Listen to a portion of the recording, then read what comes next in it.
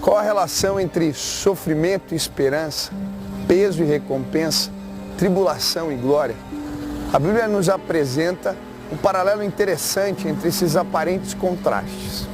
Tribulação na Bíblia significa alguém sobrecarregado, ou que carrega fardos pesados.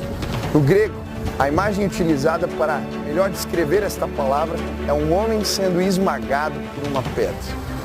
Já a palavra glória, embora no Novo Testamento ela represente brilho ou luz, no Antigo Testamento ela também representa peso. Mas qual será a relação entre duas palavras aparentemente tão diferentes, mas que na Bíblia têm o mesmo significado?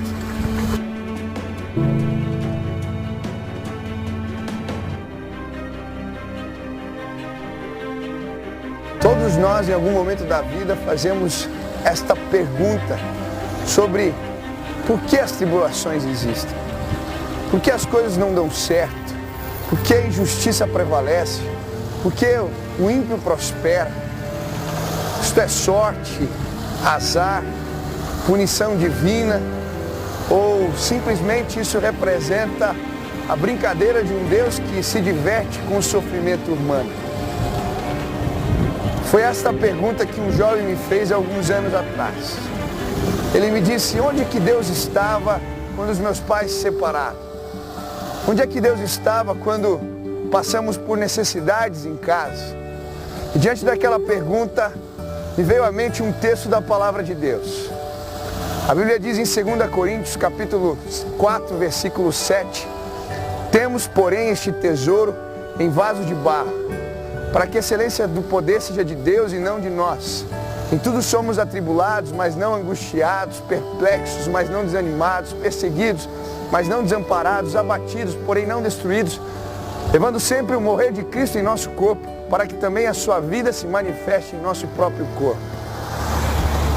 Diante deste versículo eu disse para aquele jovem: Deus estava presente quando você estava sofrendo. Deus estava presente quando você não passou naquela prova. Deus estava presente quando seus pais se separaram. Deus estava presente quando você passou necessidades. Deus estava presente quando você chorou, passou mal, ficou doente. Deus está sempre presente. Mas a conclusão desse texto é ainda mais surpreendente. O apóstolo Paulo, homem que já havia sofrido diversas tribulações, havia sido apedrejado, preso inúmeras vezes, torturado, vai dizer: as nossas leves e momentâneas tribulações produzem a nós eterno peso de glória. Preste atenção, as nossas leves e momentâneas tribulações produzem a nós eterno peso de glória. Ele vai usar a palavra glória no sentido do Antigo Testamento aqui, significando peso. Isso porque no passado os reis, os reinos antigos subiam em balanças e os seus servos lhes traziam presentes até que a balança ficasse equiparada. Este então era o peso da glória do rei. Isso significa que Deus não só vê as nossas tribulações e os nossos sofrimentos, mas Ele nos recompensa pela postura que temos diante deles.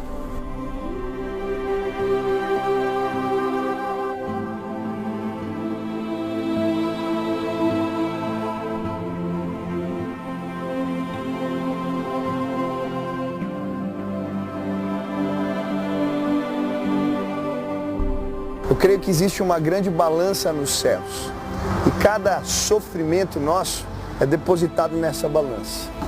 Cada tribulação, cada dor, cada lágrima, quando nós sofremos e nos mantemos fiéis, todo peso é colocado sobre a balança que está nos céus. O que a Bíblia vai nos ensinar é que os nossos pesos, as nossas dificuldades vão se transformar em peso de glória. É por isso, na perspectiva da eternidade, que as nossas dificuldades se transformam em leves e momentâneas.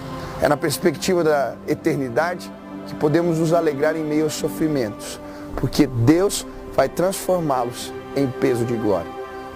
Um dia Deus vai declarar para nós: entra no gozo do teu Senhor, servo bom e fiel. Foste fiel no pouco, sobre o muito te colocarei. Por isso nós andamos atentando para as coisas que não se veem. Porque as coisas que se veem são temporais, mas as que não se veem são eternas.